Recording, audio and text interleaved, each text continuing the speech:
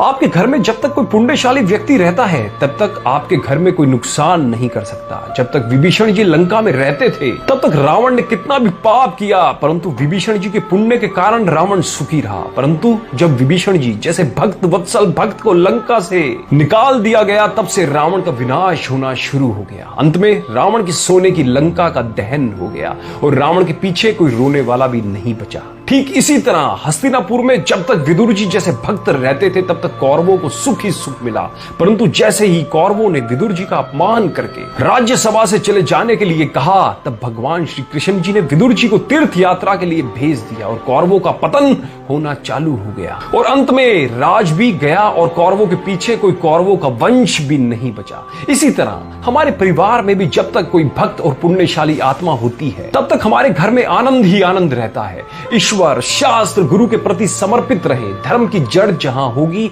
वहां अशुभ कर्म आने से डरेंगे। कभी किसी का अपमान मत करिए, क्योंकि अपमान का घाव कभी नहीं भरता। हो सकता है आज आप जिसका अपमान कर रहे हैं कल उसी के सामने आपको झुकना पड़े।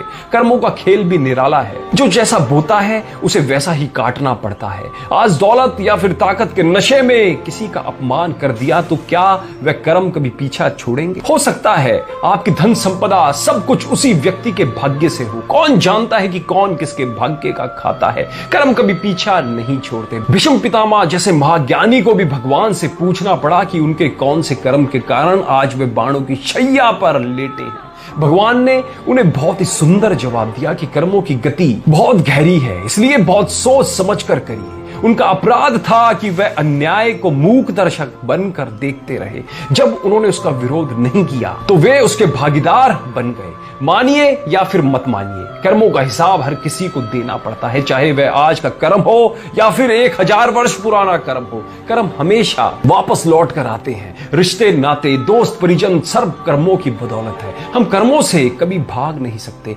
भगवान ने गीता में कहा है कि कर्मों की गति बड़ी गहन है। साधु हो या फिर संत सब इसके जाल में फंसे हुए हैं।